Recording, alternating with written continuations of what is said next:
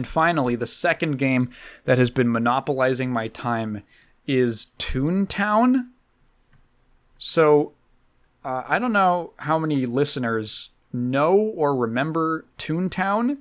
It was an MMO that was run by Disney Interactive Entertainment, I believe. It's something I had very strong memories of from my childhood. It ran for quite a while. I mentioned it in my previous Dead MMOs video, the second one, because it ran... it started up a couple years before Pirates of the Caribbean Online, which I covered. That was, I think, the third game in that video. And was shut down around the time that one was as well, so that they could focus more on like Disney Infinity, like the Skylanders thing that they came up with that didn't go very far. So Toontown has been officially dead for a while. However, for years now, there have been what I call legacy servers. Didn't realize till I made that first MMOs video that that's not actually like a common term. I just think that that's like, I don't know, that's like that's a term that makes sense to me, because it's to preserve the legacy of the game. It's I don't even know where I heard that. Any game that has been shut down officially and resurrected through resurrected through fan community run servers, I call that a legacy server for that. So Toontown has two notable ones, Toontown Rewritten and Toontown Corporate Clash. Rewritten is a as close to vanilla as possible version, and Corporate Clash is a builds off of the original and has added a ton of new stuff. So I, in the past, checked out Rewritten just for like nostalgia's sake, and I remember playing it for a couple hours and realizing how much of a grind it was. And I get that it's an MMO, but it hits you with a grind pretty fast. You know, they had a budget, they were stretching what they had a little bit. So I decided to check out Corporate Clash most recently, and I've been having a really good time with it, genuinely. So if you aren't aware, Toontown is essentially like this cartoon. It takes place in this... It is Disney, although I believe... I don't know if Rewritten did it, but Corporate Clash took out all of the Disney logos and characters and stuff. So it's kind of just the world now, but it's essentially like a Disney style of like funny cartoon animals. That's all the characters in the world. And they live in a funny cartoon world with all these different themed zones to different types of different themes. There's like a pirate one, there's like a snow one, there's like a music themed one. And the Toontown has been invaded by these... It's funny because it's a sort of anti-Disney game in a way. Because the main villains are this force of enemies called COGS, which stands for Coal, Oil, and Gas Syndicate. And they are essentially corporate robots who have they're like made of metal, but they're like painted up, like they have suits, and their whole deal is just polluting the environment and industry and ruining the world and sucking the color out and all gray and being all gray and dark and moody and shitty. And the Toons must fight back against this force with what they call gags, which are essentially just it's just like cartoon hijinks stuff. All of the combat in this game is like cartoon hijinks. So like throwing pies, or like a little flower that squirts water out, or dropping a safe on them. It's this kind of funny enough anti-corporate Disney kind of game. Like the main villain are the suits. So I would say the main draw of the game, does it have a deep, involved narrative? No. it's there, and there's like some characters, and there are plot reasons and justifications, but it's kind of just an excuse to hang out in the world. And I would say that is the strongest component that Toontown has going for it, is the world is exceedingly charming. It is... So when I talked about Pirates of the Caribbean Online, I mentioned, I believe at one point, that the game feels like it's kind of in this struggle against its art style, because when you're making a game like that, based off of that property, you kind of have to be more realistic, but the graphics, the graphical like quality and fidelity makes it age very poorly. So in certain aspects, like I remember when that in that game, you could tell the people who made it were very talented and knew what they were doing, because you look at stuff like all of the main characters from the movies, and they have these really good looking models compared to everyone else, and there's this really accurate lip syncing for all the dialogue, and the voice acting is very spot on for the characters, and they're just animated better in general. And there's like camera angles, like all these dynamic camera angles during cutscenes, even just like regular cutscenes. And then most of the game, that's like a small portion of the game. Most of the game is like, oh god, we got a budget, So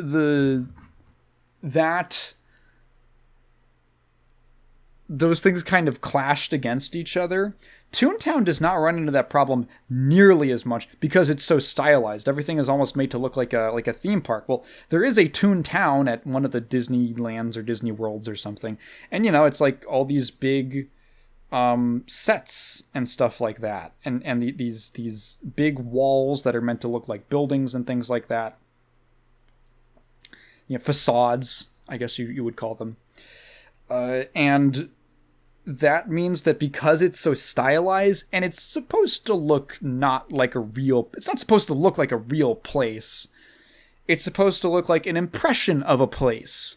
So the very limited polygons, for the most part, work out pretty well for the environments. It's just kind of like fun. It's just a fun world to be in. It has an upbeat tone all the time. The art direction is very pleasing, despite the fact that some of the themes for areas aren't like the most groundbreaking, unbelievable things. It's like, oh my god, there's an ice place. It looks really nice. It's nice, and there's cute little details like when you walk on the streets, the fire hydrants. So like there's always fire hydrants and mailboxes. And they're always decorated differently depending on the zone. So in the ice, like the Arctic area, they're wearing like little earmuffs, and the fire hydrants are like, the sides of the hydrant are like they're like arms, they move like arms, and they're like shivering, and they're like holding themselves to keep warm. When you go over to the pirate place, it's like the mailboxes are designed to look like storks and stuff like that, and it's really charming, and it's just kind of a fun game to explore and just see what things look like. I guess I could get into a couple of the things that are distinct about Corporate Clash as their own take on the original. So for one, actually, no, this is not something that they added, although there are additions to the combat. So I remember playing Toontown as a kid, and the combat was always just kind of like, click the ability, use the ability, do damage to the opponent. I did not realize Corporate Clash has a whole tutorial for all of the different combat. So I actually kind of like the combat in this game. It's cool. So there are no classes. There's like a decent, okay character customizer for, the complexity of the characters as far as they go. There are no classes. There are 8 of what are called gag tracks, which are basically different types of abilities, I guess you'd call it. So there's like throw type gags, and every one of those will be like, you throw a pie, you throw a different kind of pie, as they level up. Functionally, they all do the same thing, but just as you level them up, the gags that you're using get strong. It's like stronger variations of them. There's ones that are like dropping things on opponents. There's ones that are luring the opponent to walk forward, which will like stun them for a certain number of rounds and stuff like that. I did not realize how genuinely complex the combat system was until I was put through the tutorial, where they almost give you too much information and explain to you how everything works and interacts. So, no, there aren't like classes where you're just completely locked off from playing a certain gag track. You can get any of them. You pick 2 to begin with, and then as you level up, you gain these like training points is what they call them, and then you can unlock the gag tracks as you go. But a lot of them have interactions and combos with each other. Like, okay, for instance, there's a new one that they added in Corporate Clash called Zap, and Zap is all like electricity stuff. The way that Zap works is that, first of all, so Zap gags deal a lot of damage, and they will bounce between enemies to deal like even more damage.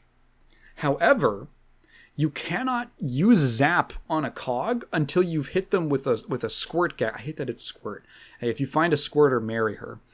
So you have to use a squirt gag to get them wet, which will put a debuff on them that lowers their chance to dodge, and then you get a guaranteed zap hit on any soaked cogs, and it will bounce between all the soaked ones.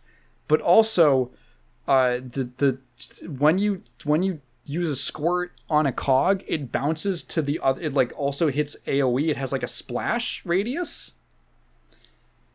So like that's like a built-in combo. Like if you're using Zap, you have to use Squirt, because Zap is so strong, it does so much damage that it has to have a prerequisite to using it. The trade-off being that like Squirt gags are typically pretty low damage, but very high accuracy, like 95% accuracy or something. Now, let's talk about throw gags, which are just all about throwing things at the opponent. So throw gags have this mechanic where they are higher in damage, slightly lower in accuracy than Squirt, but they have this additional mechanic where if multiple characters throw at the same opponent, use a throw on the same opponent, the damage will get like a 20% multiplier, because they get marked. And then so you can do Squirt and Zap, or you could do like Squirt and Throw, where you can, because it's like an 80% accuracy rate on throw gags, like on a base level, but then cogs themselves have their own dodge chances, and so 80% misses a lot more than you would think. So you can do a 1-2 combo where you Squirt and then Throw, and you get an almost guaranteed fairly high level of damage from the combo. But also, so lure gags will like lure the cog forward, and they will actually like walk forward in the little battle, and they'll stay there for like however many turns the lure affects them for. If you hit a lured cog with a throw gag, it will knock them back, and it will do bonus damage based on the level of the lure that was used. But also, there's it's gonna keep going. But also, there is a type of gag called traps. So traps, or let's just say you set up like a trap door or something in front of them. It's in front of them. You have to set up the trap first and then lure them, because it does a ton of damage and it's guaranteed. There's no like miss chance. You have to lure them forward into the trap, and then they'll do a ton of damage. So it's kind of similar to like the Squirt Zap setup. But luring has different, it has like different stats that make it like strategically a different choice that you would want to do. And then it's like, but if a cog is lured, you cannot hit them with a drop gag, because drop gags always hit where they like are initially. so it'll miss them. It'll hit behind them and whiff. So there's like there might be like more interactions that I'm thinking of, but like there's a lot, and that's not even all the gag types. It's impressively complex, and there are like genuine builds that you can specialize in. Corporate Clash augments this further with the skill point system, because so essentially you gain a skill point at like predetermined points when you level up, and you can get a maximum of 11 skill points, and then like a 12th one for doing this kind of like super end game completionism thing. Let's say you can get like 11 points. There's like 8 gag tracks, and you need two points to unlock one of them. So if you were if you wanted to spend all, so you can technically unlock, I think 7. If you get all 12, you can unlock every single gag track. But there's a third, if you spend an extra point, you can prestige the gag track, which means that it gives it like extra abilities, extra bonuses essentially. Like, okay, it'll do more damage in this situation or something like that. And some of the prestiges are really valuable, and some of them are like a little less valuable, but generally they're just better versions of the standard gag tracks, as far as my understanding goes. So there's builds where you can go like, I'm gonna unlock 5 gag tracks and I'm gonna prestige all of them. Or you can say like, I'm gonna unlock like 8 gag tracks. I'm gonna have all of them maxed out, but I can't prestige any of them. And all sorts of stuff in between. So there's also, you can respec at any point. So that makes it easier. That makes it less of a commitment. Dude, I feel like, I want everything to have respecs. I'm going to be honest. Like, playing games where you can respec at any point is so nice, to just be able to switch up your build on the fly. You know, there's kind of this mentality of like, oh, but the player, it's an important decision that the player has to make. And it's like, yeah, but like, it's more fun. I feel like unless part of that is part of the themes of the game that you're trying to convey, I don't know. I feel like it's a little outdated to not be able to respec. Even if it like costs something, fine, but just give me the ability to respec at any point, you know? I like that. I like being able to have multiple different builds for stuff. Like, to me, that's fun, that I get to actually explore the system rather than lock myself into one way of playing. It is again, yeah, like a surprisingly complex system. The numbers have been tuned, as far as I understand, to be a little less grindy. You get currency a lot faster. Currency is barely a concern. You get I'm not sure exactly what's changed. Oh, you know what I want to talk about? I want to talk about the cog designs, but I gotta go to the bathroom first. I'm back from the bathroom. The cogs are a great villain group, especially from a visual standpoint, and I think that they actually add a lot to the mood and the kind of the aesthetic of the game, and what makes the world so enjoyable, because they have lots of great designs. They're not all, some of them are just like, okay, they're whatever. But man, there are some really memorable ones. My favorite one that always stuck with me was, he's called the Big Cheese. And it's like, his head is just a piece of cheese. And for some reason that always, maybe he's like a big Packers fan or something. I don't know. I was looking at the designs of all the cogs because I was trying to find spawn rates for them. And I just ended up looking at all of them because I really do enjoy just seeing all the fun, nifty little creative ideas for them, because they're all themed to something. There are, in the original game, there were 4, but Corporate Clash adds a 5th department, which are like little sub-factions of the cogs. They're cell bots, cash bots, law bots, boss bots, and then Corporate Clash adds board bots, or like the board. And those are like ascending order within the company, order of importance. They're all themed to like generally like, okay, one of them is sales, one of them is money, one of them is corporate law, so on and so forth.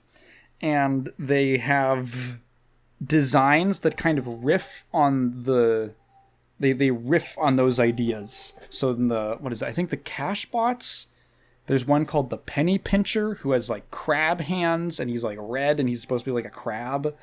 I think one of the ones that the game used consistently, because it's like a level 1 enemy, is the Flunky of the boss bots, who's just like this kind of big rotund one with these giant glasses. There's some really charming design. Oh, the Loan Shark, whose head is a shark head. That's a good one. The Headhunter, who has a giant body and a tiny head. The Micromanager, who is super small, just a super tiny woman. There's some really fun ones. And as I was looking at it, the list and all the images, I realized something like, damn, these original developers were really smart, because it took until I looked at them for a while to realize how like economically these enemies were made. There's essentially, I counted 4 body types. There's like the fat, skinny, like a medium build, and a big like buff body. Those are like the 4 body types. And then they take those body types. They have textures for the colors of each one of the departments. And then they will either scale them up or down to make them physically larger or smaller, depending on the enemy. And then basically all that they do for 90% of them is just make a unique head. And it kind of reminded me of this little like secret to character design, to like designing a bunch of cool looking characters, which Tight Kubo is extremely aware of in like Bleach. Bleach does this. It's, you take a basic uniform and then just change like some of the body type and have them give them like a little bit of every character gets a unique spin, a unique take on the uniform as like the starting point. So all of the characters look like they fit together because of all the uniform aspects. They typically have, similar items of clothing and similar colors. And, Bleach, the Gote 13. There's like 26 characters that they introduce, but they all have black and white in their color scheme, and they've got robes on. But the way that each character wears that and augments it and wears other stuff over it or around it, or maybe it's torn up or something, that's what gives them their character. And it informs you how they deviate from the norm, let's say. What's unique about that person. And it gives you a quick, memorable thing to hang on to. Like, Kenpachi has like he's just got like his bare chest showing all the time, and he's got like an eye patch. Just, 2 character details, right? Byakuya wears his in like a very kind of stiff way, and he's got that funny little thing on his head that like, it's like a hair clip. I don't know what it's supposed to be. Fucking Komamura is a dog. Mayuri has the purple sash, and he just looks weird, right? It's honestly very similar to the Cogs. It's just, same uniform, but just weird head or something like that. So not only is it really effective at immediately telling you what the character is about and making them fit into a larger cast, but also it is really easy to make original characters based off of that. Dude, if Toontown was going strong today, I feel like there would be a lot more, I'm sure there are already, but I'm sure there would be a lot more like, Cog, this is my Cog OC. He's a cash bot, and he's pansexual, and has autism. There'd be so much of that, dude. And it'd be like, yeah, it's like a cash bot, but his head is it's a die. And when he and the eyes are the little dots on the die. So like it's like a two. So like he faces forward with the two. Wait, actually, this is a great idea. Hang on, someone draw that shit. It's like a dice. It's a single die, and the dots, like the two side of the die, is facing forward. So and that's like his eyes. Hang on. I think I'm onto something. People would be and he'd be like, this guy is called the it's like a pun. They all have pun names or references to like phrases or like office corporate phrases or something like that. The dice roller, die hard, maybe die hard. I don't know. High roller. There might be a high roller already in the game as one of the original Corporate Clash ones. Anyway, the cog designs are really nice.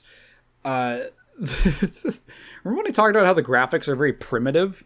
Yeah, you see that very hard with some of the cogs, especially in their original incarnations. Some of them are, for the time I think it's acceptable, but man, I can count the polygons that make up your head. Oh my god.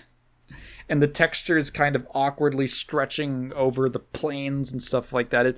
It's like, again, memorable, has a look to it, and I think is suitably off-putting for what the cogs are supposed to be. They're unnatural. Literally, right? They're like these capitalistic robots that don't fit into nature. Not one of them is becoming a wild robot. One of the things Corporate Clash does is that they remodeled and retextured a ton of the cogs. One of the, I believe the law bots got almost a complete rework with like a bunch of new ones being added and a bunch of models and textures being cleaned up. Not all of the cogs have the same like level of looking good, but especially the ones that got new models look really nice. And the new like original designs and stuff, and the ones for the fifth department, the board bots, those are some really good looking designs. There's some really good ones. There's like a hammerhead shark. He's like it's called Shark Watcher, and he's a hammerhead shark. There's who are some of the other ones? A guy called the Head Honcho, and most of his head is just a hat with like eyes sticking out over the brim. There's a guy called like the Conveyancer, who is like a law bot, I think, and his eyes are like a conveyor belt. Cute. You can definitely tell that they're new. Honestly, like a lot of the work that's being done, I wouldn't be surprised if the fans who are working on this as part of like the dev team are professionals in the gaming industry or some kind of industry like that, like illustration or something, because the character designs are genuinely good, and the models are great looking, especially the texturing. One of the nice things, I guess one of the freedoms of the game, is that the lighting engine is so limited that basically the lighting's not really changing. It's not really changing no matter what happens. So everything is always... The lighting is very consistent for pretty much every model when it even exists. So most of the shading is actually just in the textures themselves. And for the new models, oh my god, they look amazing. Like the texture work on the highlights and the shadows and the transition points, and it's really like genuinely high quality stuff that you could put in a professional portfolio. You can also tell that some of them were made by furries, but they're trying to keep it, like they're trying to restrain it and like keep it in chains, but it slips out with a couple designs, but you can tell.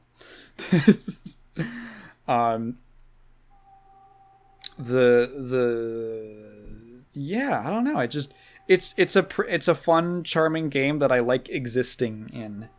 There is a decent amount of stuff to do in terms of content. It's a lot of combat. There's a bunch of mini games to play. It's kind of a game where a lot of the fun is just in exploring and finding new stuff and seeing what it looks like. The questing can get a little bit tedious. Most of the quests are just to destroy a certain number of cogs or destroy a certain number of them. It definitely starts to get grating when they say, I need you to kill this specific type of cog, like this specific enemy, on this specific street, like this map.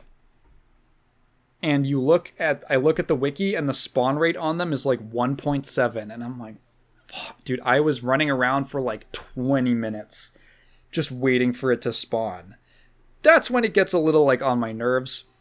For the most part, they're not. Most of the quests can be completed pretty steadily. It's also a game that incentivizes a lot of cooperation. There's a number of like group activities or things that are recommended to do with the group. So on every street, some of the buildings on them will turn into these cog buildings that are kind of like little mini dungeons that can be so many floors of enemies that you fight through. And so you can actually you can create a group for that specific, to do a specific building, like a 3-story Lawbot building or something. The player population is actually like, many people would scoff at it, but it's like maybe like 500 people during like good hours. But it's honestly not that difficult to find groups, even like late at night. Like I was playing at like 2 a.m. and I found like a group of people to do like just 2 or 3 other people to do like a cog building or one of the story bosses. Generally, people have been very nice. I feel like I went online and I saw a bunch of people saying that the community was very toxic, but I haven't seen it. I don't know. It's just like a pretty fun, casual, chill MMO with a fun world and surprisingly engaging combat. It's a little bit slow. There's a lot of animations to sit through. But overall I like it. It's not a deal breaker. So, Toontown. Yeah, if that sounds interesting to you, I think Rewritten or Corporate Clash are probably the only two. I think there might be other legacy private servers, but those have much smaller populations. Those are probably the two that you would be looking at. So whichever one interests you more. Maybe Rewritten for the more nostalgic experience, and Corporate Clash if you're curious about expanding on that stuff and new content and all that. I like the new content. Maybe not everyone will. I don't know. I'm not your god. I'm not your puppet master. But you should subscribe to my channels and leave a like and hit that bell and leave a comment.